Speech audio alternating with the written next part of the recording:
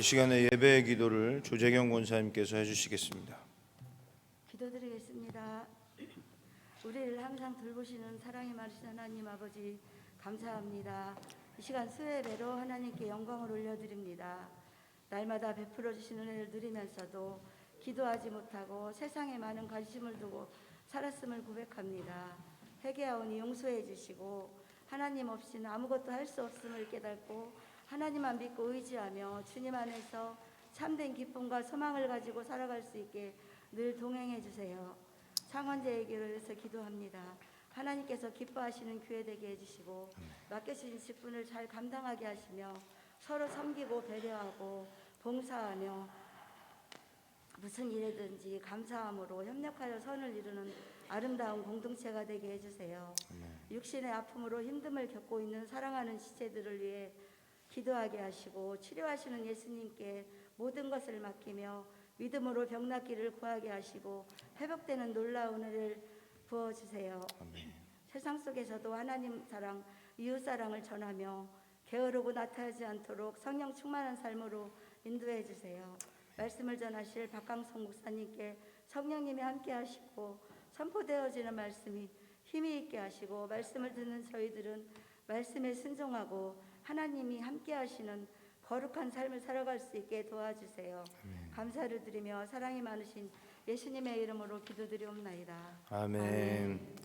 하늘에 계신 우리 아버지, 아버지의 이름을 거룩하게 하시며 아버지의 나라가 오게 하시며 아버지의 뜻이 하늘에서와 같이 땅에서도 이루어지게 하소서. 오늘 우리에게 일용할 양식을 주시고 우리가 우리에게 잘못한 사람을 용서하여 준 것 같이 우리 죄를 용서하여 주시고 우리를 시험에 빠지지 않게 하시고 악에서 구하소서. 나라와 권능과 영광이 영원히 아버지의 것입니다. 아멘.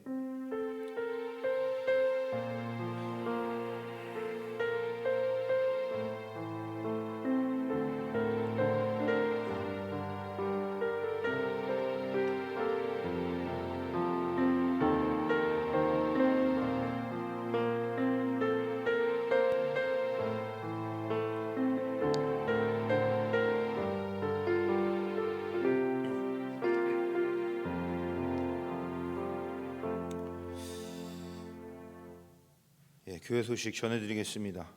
돌아오는 주일 오후 예배는 제7, 8, 9 여전도의 헌신 예배로 드립니다. 우리 해당되시는 여전도 회원들께서는 기도로 준비하시고 함께 예배로 하나님 앞에 영광 올려드리며 하나님의 헌신을 다짐하는 귀한 시간 되시길 바랍니다. 5월 7일 어린이 주일에 유아 세례 예식을 거행합니다.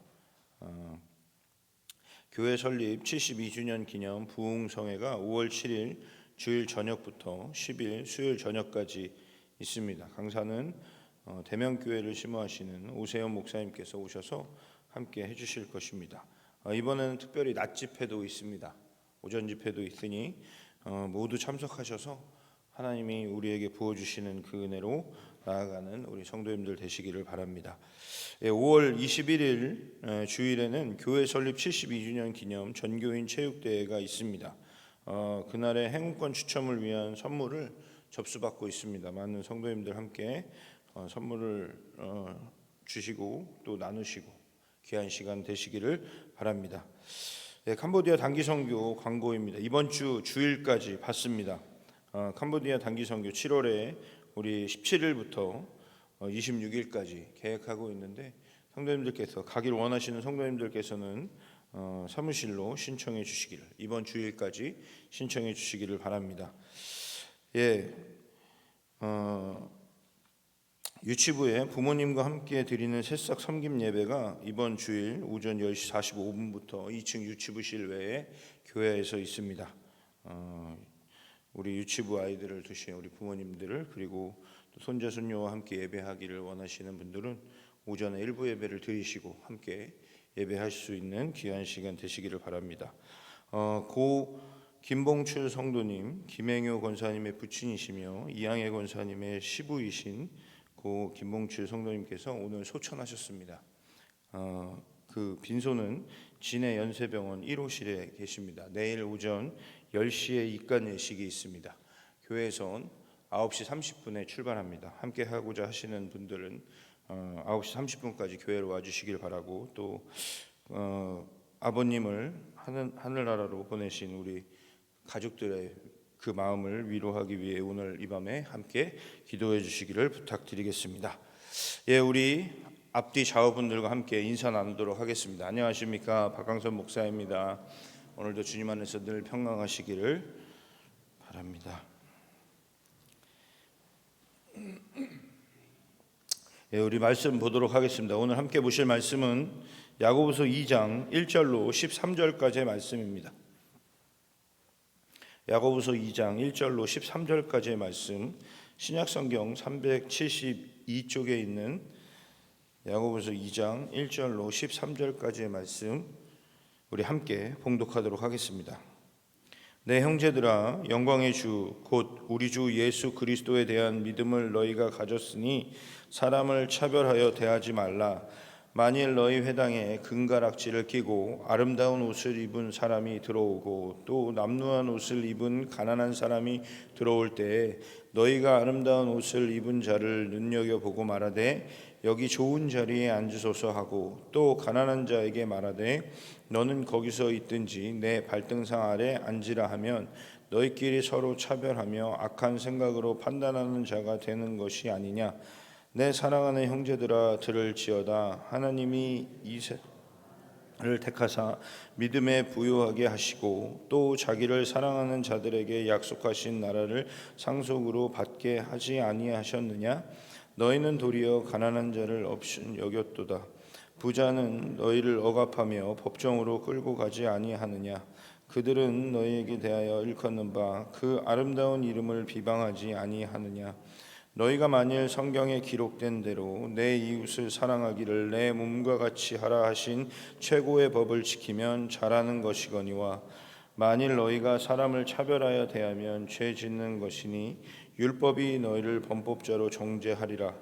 누구든지 온 율법을 지키다가 그 하나를 범하면 모두 범한 자가 되나니, 간음하지 말라 하신 이가 또한 살인하지 말라 하셨은즉 내가 비록 간음하지 아니하여도 살인하면 율법을 범한 자가 되느니라. 너희는 자유의 율법대로 심판받을 자처럼 말도 하고 행하기도 하라. 긍휼을 행하지 아니하는 자에게는 긍휼이 없는 심판이 있으리라. 긍휼은 심판을 이기고 자랑하느니라. 아멘. 예, 이 시간에는 제5 여전도회 회원들 나오셔서 특별 찬양 해주시겠습니다.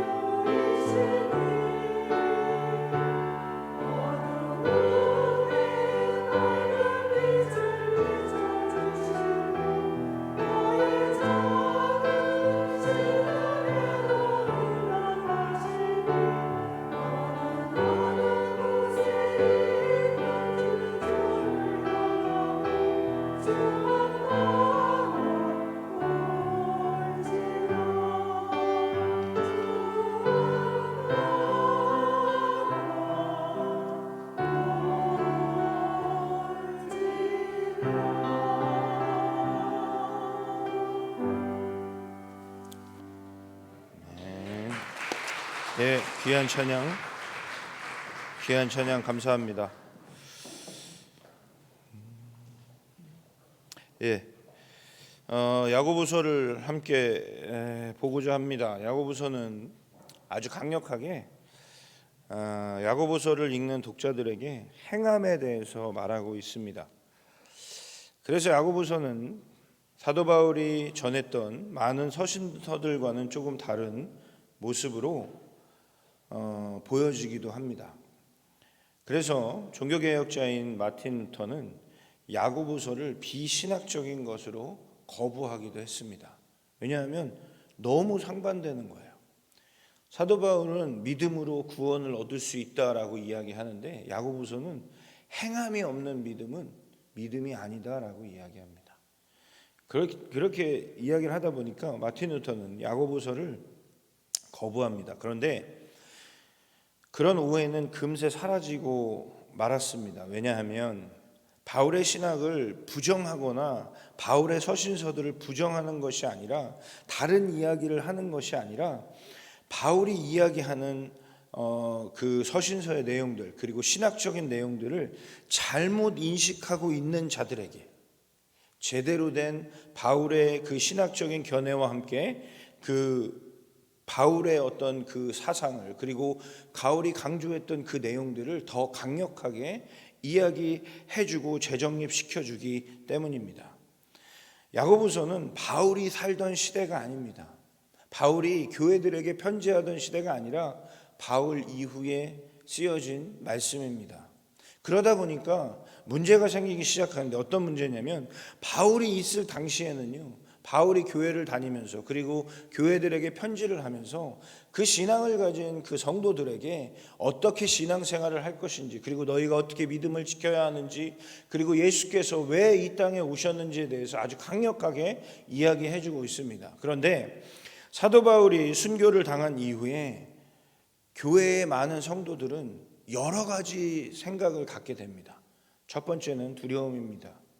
예수님의 제자들이 다 십자가에 못 박혀 죽은 겁니다. 그들이 순교당하는 모습을 바라보면서 교회들은 흔들릴 수밖에 없었습니다. 예수님의 제자라고 하는 그 믿음이 좋은 그 사람들이 곧 예수님이 재림하실 거라고 우리에게 말씀하고 있었는데 예수님 오시기 전에 이미 순교를 당하고 있었던 것입니다. 그러니까 교회들은 흔들릴 수밖에 없었습니다. 그와 동시에 초대교회에 영지주의자들이 나타나기 시작합니다. 우리 성경에 보면 거짓 교사라고 이야기하는 자들이 나타나기 시작해요.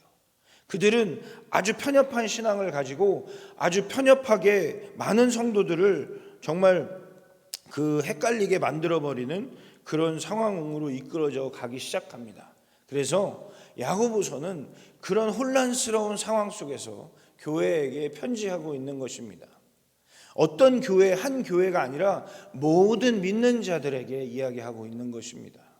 너희의 믿음의 행함을 그리고 그 믿음으로 구원을 받은 것과 함께 이제는 다시 오실 그 예수 그리스도를 기다리며 우리가 그 믿음의 모습들을 살아가야 된다라고 이야기하고 있는 것입니다.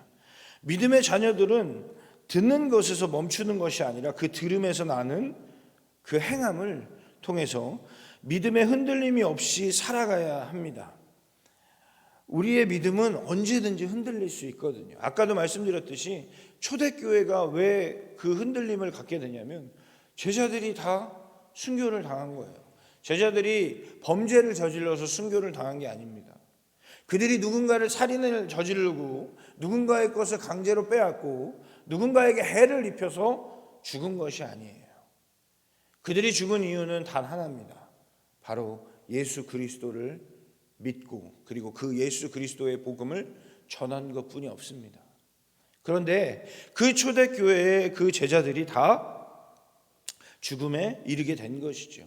그것을 보면서 초대교회 성도들은 믿음이 흔들릴 수밖에 없었습니다. 그런 상황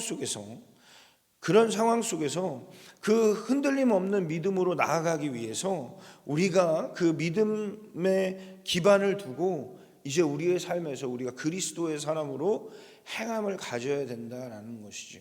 저는 가끔 결혼하기 전에 그런 생각을 해봤습니다. 예전에 막 그 김선일 씨나 이런 분들 보면서, 그리고 아프가니스탄에서 단기 선교를 갔던 그 분들이 이렇게 피랍되고 납치되는 상황들을 보면서 이런 질문을 해봤습니다. 내가 만약에 저곳에서 납치가 돼서 그 사람들이 나에게 생이를 하나 뽑을래, 아니면 생이를 하나 뽑고 예수 믿을래, 아니면 예수를 부인할래? 라고 물으면 난 뭐라고 대답할까? 그때 아주 뜨거운 신학생 때였거든요. 이 생각을 할 때가. 처음에는 그래, 내가 생리를 뽑더라도 내가 예수를 부인할 수 없다 라고 생각하고 그런 마음으로 막 기도했습니다. 그런데요, 제가 항상 제 신앙을 위해서 기도하면서 제 삶을 돌아보면 돌아볼수록 어떤 마음이 자꾸 생겨나냐면, 나는 부인할 것 같다라는 생각이 들더라고요. 그러면서 간절히 기도했습니다. 하나님, 그런 믿음은 저에게 주지 마십시오. 그리고 또 한 가지는 그런 생각이 들더라고요. 그때 되게 총각되었는데, 결혼을 하면 그런 상황에서 예수를 부인할 것 같더라고요. 내 처와 내 자식이 있으면 부인할 것 같다라는 생각이 들었습니다. 그래서 또 기도했습니다. 하나님, 그러면 저는 결혼을 안 하겠습니다. 내가 하나님의 일꾼으로 살아가는데 내가 그렇게 예수 그리스도를 부인하는 그런 부끄러운 모습은 안 되잖아요. 근데 저는 제 처와 제 자식이 있으면 도저히 저는 그거를 부인할 것 같습니다. 그래서 저는 결혼을 안 하는 게, 하나님 그렇게 쓰시고자 원하신다면 저는 결혼을 안 시키시는 것이 좋겠습니다라고 기도했던 적이 있습니다. 그런데 하나님이 감사하게도 장가도 가게 하시고 자녀도 둘이나 갖게 하셔서 그런 상황 속에서, 근데 또 그렇게 자녀를 갖기 시작하니까 제 삶에서 또 그런 생각이 들더라고요. 내가 내 자녀들에게 부끄럽지 않은 그리스도인이 되어야겠다라는 생각이 듭니다. 그렇습니다. 우리의 삶을 살아가면서 우리가 정말로 그 상황에 맞닥뜨린다면 여러분은 어떻게 하시겠습니까? 여러분, 우리 모두가 예수를 찬양하고 예수 그리스도를 부르짖으며 내 생이가 뽑히더라도 그 예수를 찬양할 수 있는 저와 사랑하는 우리 창원제일교회 모든 성도님들 되시기를 바랍니다. 그렇게 우리가 그 믿음으로 살아가야 돼요. 그런데 매 순간 우리의 삶에는 우리의 믿음을 흔드는 상황들과 일들이 일어나기 마련입니다. 그렇기 때문에 야고보서는 우리에게 행함을 강조하고 있는 거예요. 어떤 행함입니까? 예수 그리스도와 함께 살아가는 행함입니다. 그런데 그 행함은 무언가 엄청 거창하고 대단한 게 아니에요. 성경에 나와 있는, 성경에 나온 대로 행하면 되는 것입니다. 여러분, 그런데 성경에서는 우리에게 너는 목숨을 바쳐서 예수를 믿어라.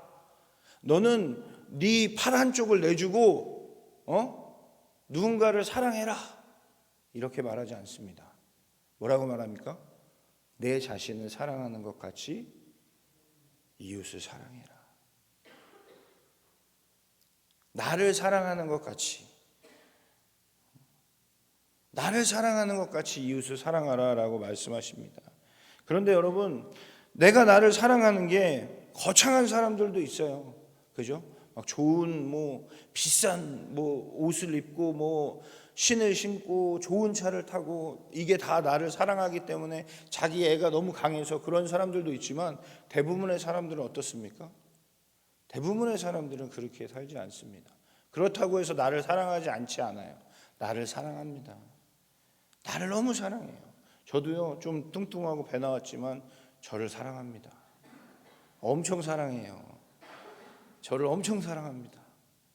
그러니까 제가 저를 사랑하는 것처럼 다른 사람들도 사랑할 수 있어야 된다는 것이죠. 그런데 성경에서 우리에게 원하는 건 그거밖에 없어요.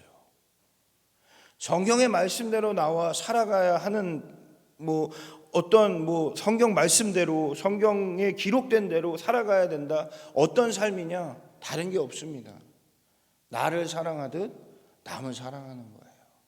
그 첫 번째가 오늘 본문에서 차별에 대해서 이야기하고 있는 것입니다. 차별, 참 요즘에 그 차별하지 말라라는 이 말, 차별이라는 단어가 엄청나게 난무합니다. 성차별, 뭐 빈부의 차별, 여러 가지 차별들, 그리고 뭐 차별금지법 뭐 어쩌고 막 이런 얘기들 막 이야기합니다. 여러분, 차별이라는 단어가 요즘에는 조금 불편하게 느껴지는 단어가 되기도 좀 합니다. 그렇죠? 차별한다는 것은 행하는 사람이 차별하는 것이 아니라 당하는 입장에서 차별을 당함을 느끼기 때문에 차별한다라고 이야기를 하는 거예요. 무슨 얘기냐면, 제가 성도님들을 이렇게 한 분 한 분 만날 때마다 저는 똑같이 항상 밝은 얼굴로 대하려고 노력합니다. 그런데 저도 사람인지라 가끔 저의 마음에 무거운 짐이 있으면 저도 모르게 표정이 어두울 때가 있어요. 지난 주일에 한 권사님께서 저에게 어디 아프냐고 물으신 것처럼 저도 그러지 않으려고 하는데 그럴 때가 있습니다. 그런데 그럴 때는 저도 이렇게 반갑게 인사도 하고 막 하고 싶은데 그러지 못할 때가 있어요. 그리고 제가 지나가다가 혹시라도 인사를 못하고 지나칠 때도 있습니다. 그러지 않으려고 노력하지만 그럴 때도 있습니다. 그런데 중요한 건 뭐냐면 저는 차별해서가 아니라 그건 제 실수예요. 그런데 인사를 안 하고 지나갔다고 목사님이 차별하네 라고 생각하시는 분들이 있을 수 있다는 것이죠. 그게 잘못됐다는 것이 아닙니다. 그럴 수 있습니다. 우리 모두가 그렇잖아요. 우리 모두가 내가 누군가를 차별하기 위해서 내가 이렇게 차별해야지, 내가 이 사람과 이 사람을 차별해야지, 그렇게 대하지 않습니다. 그런데 어느 순간에 나도 모르게 그런 상황이 쓱 지나갈 때 그 지나가는 사람이 그렇게 느낄 수 있다라는 것이죠. 그래서 차별은 행하는 사람이 아니라 당하는 사람이 이야기하는 것입니다. 나 차별당했어 라고 이야기합니다. 그런데요, 오늘 본문에 나온 내용처럼 만일 너희 회당에 금가락지를 끼고 아름다운 옷을 입은 사람이 들어오고 또 남루한 옷을 입은 가난한 사람이 들어올 때에 너희가 아름다운 옷을 입은 자를 눈여겨보고 말하되 좋은 자리에 앉으소서 하고 또 가난한 자에게 말하되 너는 거기 서 있든지 내 발등상 아래 앉으라 라고 이야기하는 사람이 있을 수 있습니다. 여러분, 근데요, 이렇게 얘기하는 사람은요 자기가 차별하고 있다고 생각을 못해요. 자기가 차별하고 있다고 생각하지 않아요. 왜요? 그 옷에 걸맞게 그 사람에게 좋은 자리를 준 거고요. 그 남루한 옷을 입은 사람은요 남루한 옷을 입었으니까 그 옷에 걸맞게 그렇게 있으라고 이야기를 하는 거예요. 그런데 그 듣는 사람은 어떻습니까? 내가 옷을 이렇게 입었으니까 날 차별하는구나 라고 생각하는 거거든요. 결국에 차별이라는 것은 그런 것입니다. 그러니까 오늘 본문 1절 말씀에서 아주 확실하게 말씀하고 있는데 예수 그리스도에 대한 믿음을 가진 자들은 사람을 차별하여 대하지 말라라고 확실하게 말씀하고 있습니다. 그러니까 무슨 얘기냐면 누구든지 내가 다른 어떤 사람이든 차별하고 있다라고 느끼지 못하게 살아라라고 이야기하는 거예요. 누구든지 내가 강선아 너가 사람을 차별하지 마 이게 아니라 누구든지 강선아 너가 어떤 모습으로 대하든 누구든지 너를 보면서 차별당하고 있다라고 느끼게 하지 마라는 것이죠. 이건 정말 어려운 일입니다. 정말 힘든 일이에요. 왜요? 나는 그렇게 생각 안 하는데 상대방이 어떻게 생각하느냐에 따라서 내 행동이 결정되는 것이거든요. 저도 사역을 하다가 한 번 이런 경험이 있었습니다. 고3짜리 학생이 이제 그보다 한 살 어린 고2짜리 학생이 하나 있었어요. 그 고2짜리 학생은요, 그 부모님이 사업을 하셔서 잘 살아요. 그 얘가 사고뭉치예요. 학교에서 완전 일진이에요, 일진. 그러니까 얘가 교회를 잘 안 나오잖아요. 그럼 교회를 나오면 제가 어떻게 하겠어요? 한 대 줘박아주진 않을 거 아니에요. 미운 놈 떡 하나 더 준다고 야 왔어 그러면서 막 이렇게 해줘요. 근데 고3은요 매주 되게 열심히 나와요. 그런데 어머니가 교회를 안 나오세요. 그런데 애가 느끼기에는 얘는 가끔 나오는데 목사님이 엄청 이뻐하는 것 같고 나는 매주 나오는데 목사님 맨날 나한테 뭐라 하는 것 같아. 그러니까 얘가 나는 부모님이 안 나오고 쟤네 부모님은 잘 살아서 그런가? 라고 생각을 하고요. 장로님한테 그 얘기를 한 거예요.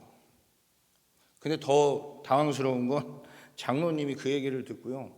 대표 기도를 하시는데 교역자에게 상처받은 마음을 위로해달라고 얘기를 하셔가지고 교회가 발칵 뒤집혔습니다. 전 그걸 몰랐어요. 걔가 차별을 느끼고 있다는 걸 몰랐어요. 저는 그 고3짜리 여학생을요 엄청 챙겼습니다. 왜냐하면 어머니가 약간 그 조울증이 있으세요. 그래가지고 엄청 힘든 상황이어서 얘가 교회에 나오면요 집에까지 데려다 주면서 막 맛있는 거 사서 같이 가서 어머니랑 먹으라고 막 사주고 막 그랬는데 정작 저에게 돌아온 화살은요 너무 아프더라고요. 너무 아팠어요. 그래가지고 교회가 발칵 뒤집혔습니다. 근데 더 당황스러운 건 그 장로님께서 그 자녀 3명이 저하고 같이 청년부 활동을 같이 했거든요. 그 자녀 셋 다 그런 사람 아니라고, 박 목사님 그런 사람 아니라고 그러는데 안 들어요. 그래가지고 교회에서 이분 저분 만날 때마다 차별한다고 막 얘기를 하고 다니시는데 담임 목사님이 장로님께 지금 고3짜리 얘기를 듣고 오셔서 장로님 이렇게 말씀하십니까? 장로님 자녀들도 그렇게 아니라고 얘기하는데 지금 남의 말을 듣고 그렇게 행동하십니까? 그래가지고 한 3개월을 진짜 저를 믿어주는 분들이 목사님 괜찮아요, 힘내세요. 진짜 그때 머리털이 다 빠졌습니다. 너무 힘들었어요.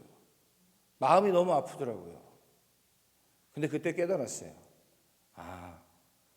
내가 아무리 차별하지 않고 한다고 해도 그 느끼는 사람이 차별한다고 느끼면 나는 차별하는 사람 돼버리는구나.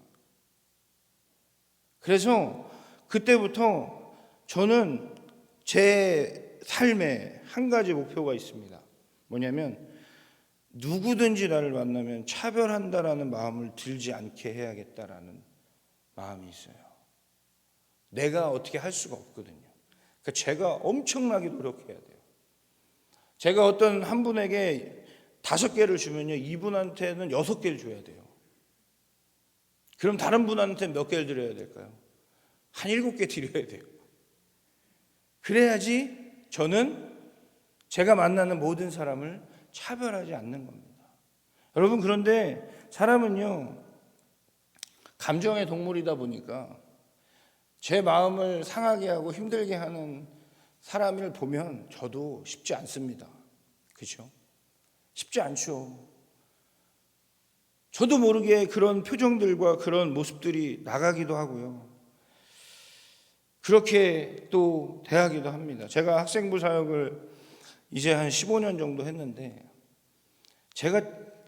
저가 이게 주일마다 아이들을 만나고 막 이렇게 저에게 호의적이고 저를 보면 막 웃어주면서 막 인사해주면 얼마나 이뻐요, 애들이. 그렇죠? 제가 빨리 결혼했으면 그만한 애들이 있을 텐데 늦게 결혼해서 아직 없거든요. 얼마나 이뻐요. 그런데요, 교회 와가지고 제가 막 반갑게 인사하는데 막 쌀쌀맞게 막 눈을 막 위아래로 훑으면서 막 째려보고 인사도 안 받아주고, 그럼 저도 참 마음이 어렵습니다. 저도 인사하고 싶지 않아요. 그런데 인사를 안 하면 어떻게 돼요? 제가 차별하는 게 되는 거예요. 이게 진짜 무섭더라고요. 그런데 오늘 말씀처럼 1절 말씀처럼 주 예수 그리스도에 대한 믿음을 제가 가졌다면 그 마음도 버려야겠지요. 그 마음도 내려놔야겠지요.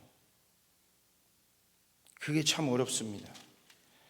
그게 참 어렵고, 성경에서 나를 사랑하듯 이웃을 사랑하라는 말씀의 가장 첫 번째가 그 마음인 것 같아요.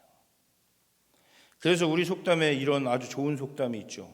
미운 놈한테 떡을 하나 더 주래요. 미운 놈한테 떡 하나 더 주는 게 진짜 쉬운 일이 아니잖아요. 저보다 더 오래 살아보셨으니까 아시잖아요. 미운 놈한테 떡 하나 더 주게 되든가요? 눈길 한 번 더 주게 되든가요? 말 한마디 더 걸게 되든가요? 안 돼요. 미운 놈은요, 뭘 해도 미워요. 그냥 미워요. 아무것도 안 해도 밉고요. 뭘 해도 밉고요. 그냥 숨 쉬는 게 미워요. 근데 그 미운 사람에게 떡을 하나 더 준다. 그건 엄청난 일입니다. 그죠? 쉽지 않은 일이에요. 저는 못합니다. 그러나 내가 그 미운 놈에게, 미운 사람에게 떡을 하나 더 주려고 노력하는 그 순간에 우리 안에 계시는 주님께서 우리에게 하게 하시는 거예요. 성경은 우리에게 그렇게 말씀하고 있는 것입니다. 야, 너를 사랑하듯이 너의 이웃을 사랑해라. 내 이웃이 다 내 마음 같고 나에게 호의적이고 나에게 좋은 사람들만 있지는 않습니다. 그러나 성경은 우리에게 말하고 있어요. 너를 사랑하듯이 어떠한 사람이든지 사랑해라. 그런데요, 내 힘으로는 할 수 없습니다. 내 힘으로는 해낼 수 없습니다. 내 힘으로 할 수 없기 때문에 내가 하고자 노력하고 시작하면 우리 안에 계신 성령께서 그 일을 행하시는 거예요.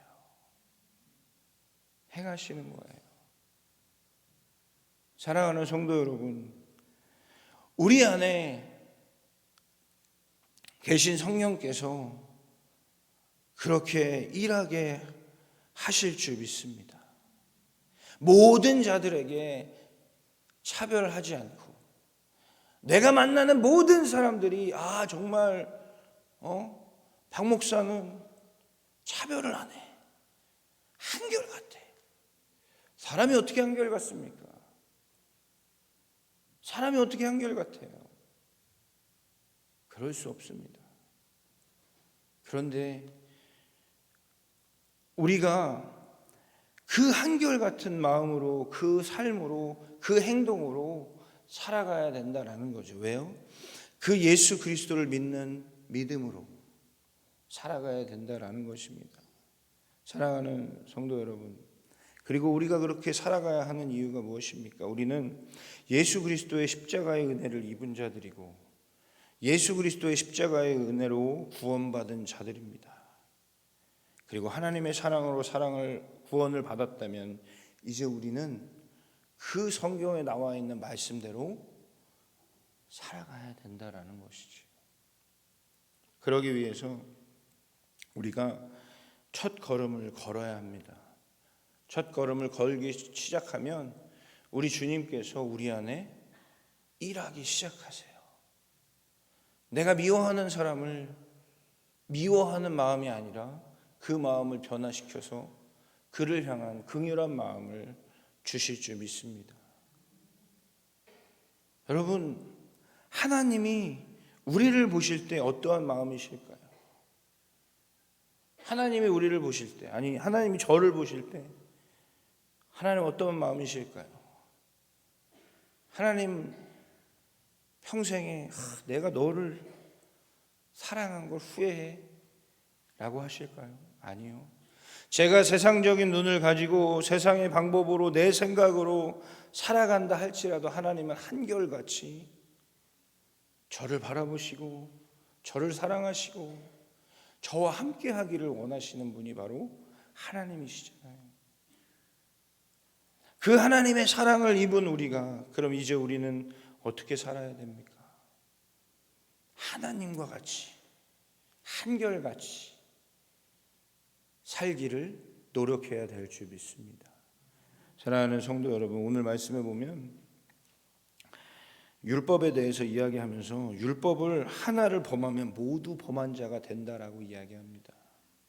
나를 사랑하듯 내 이웃을 사랑할 때 여러 가지 방법이 있고 여러 가지 오늘처럼 차별하지 말아야 되고 또 여러 가지가 있지만 그 하나라도 범하게 되면요, 내가 내 이웃을 내 몸과 같이 사랑하지 않는 거예요. 여러분, 내가 손이 두 개가 있는데 한쪽 손은 너무 이쁘고 한쪽 손은 밉습니까? 아니요, 내 손은 다 이쁘죠. 내 손은 다 이뻐요. 내 손은 한쪽 손이 미워가지고 어떻게 이거 내칠 수도 없잖아요. 내치실 분 계십니까? 스스로? 그런 사람은 없습니다. 불의의 사고로 그런 일이 있을 수는 있으나 내 스스로 그렇게 하지 않습니다. 그것처럼 우리도 하나님이 우리에게 보여주신 그 모습 그대로, 하나님이 나를 사랑하여 주신 그 모습 그대로, 저와 사랑하는 우리 창원제일교회 모든 성도님들이 어느 누구에게든지 차별을 느끼지 못하도록 살아가시는, 성경에 기록된 대로 내 이웃을 사랑하라 하신 그 말씀대로 살아가시는 우리 창원제일교회 모든 성도님들 되시기를 바랍니다. 그러면 여러분의 삶을 통해서 하나님이 더 큰 일을 행하실 줄 믿습니다. 내가 그 노력을 하기 시작하면 하나님이 도우실 줄 믿습니다. 그 믿음 가지고 그렇게 성경에 나온 말씀대로, 특별히 오늘 8절 말씀에 너희가 만일 성경에 기록된 대로 내 이웃을 사랑하기를 내 몸같이 하라 하신 최고의 법을 지키면 잘하는 것이거니와 라고 얘기해요. 성경에 나와 있는 대로 내 이웃을 사랑하기를 내 몸과 같이 하라 하신 최고의 법을 지키면 너희가 엄청나게 대단한 거야, 너희 정말, 그렇게 얘기하지 않아요. 뭐예요? 잘하고 있는 거야. 이건 완전 다른 느낌이죠. 너희는 엄청 대단한 사람이야, 너희 그 말씀대로 살아가니까 너희들은 엄청난 사람들이야가 아니에요. 잘하고 있는 거야. 잘하고 있는 거야. 이렇게 사는 게 당연한 거야 라고 이야기하고 있는 것입니다. 사랑하는 성도 여러분, 오늘 이 밤에 조금 무겁지만 그래도 여러분 늘 하나님 보시기에 하나님께 칭찬받는 우리 창원제일교회 모든 성도들 되시길 바랍니다. 나와 같이 내 이웃을 사랑함으로 하나님이 우리를 이렇게, 그래 황선아 너 잘하고 있어, 잘하고 있는 거야, 그래 그렇게 하면 돼, 그렇게 하자. 매일매일 하나님이 저를 그렇게 칭찬해 주시고 우리 사랑하는 성도님들을 칭찬해 주심으로 우리가 늘 그렇게 하나님께 칭찬받는 우리 창원제일교회 모든 성도님들 되시기를 주님의 이름으로 축원을 드립니다. 기도하겠습니다.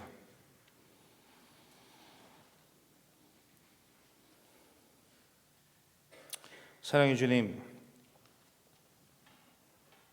우리에게 말씀하신 대로 성경에 기록된 대로 하나님, 내가 나를 사랑하듯 내 이웃을 사랑할 수 있는 자 되게 하여 주시옵소서. 그래서 내가 만나는 어떠한 사람도 나를 통하여 차별당했다 느끼지 못하도록 모든 사람에게 동일하게 그 사랑을 전할 수 있는 자, 우리 창원제일교회 모든 성도님들 될 수 있도록 인도하여 주시옵소서. 그래서 하나님, 정말 성경의 말씀대로 행하며 그 기쁨을 누리며 그렇게 살아갈 수 있는 우리 모두가 될 수 있도록 인도하여 주시옵소서. 그래서 하나님께 영광 올려드리고 우리의 삶을 통하여 우리가 믿음을 지키며 그 믿음대로 우리가 행하며 살아가는 귀하고 복된 하나님의 자녀들 모두가 될 수 있도록 주여 인도하여 주시옵소서. 오늘 이 밤에 이 들은 말씀을 가지고 함께 기도하며 나아갑니다. 하나님, 우리의 기도를 들으시고 우리를 통하여 영광 받으시며 하나님의 크고 놀라우신 그 뜻이 우리 가운데 이루어질 수 있도록 인도하여 주시옵소서. 주님께서 함께하여 주시고 인도하여 주시옵기를 간절히 소망하며 살아계신 예수 그리스도의 이름으로 감사하며 기도드렸사옵나이다. 아멘.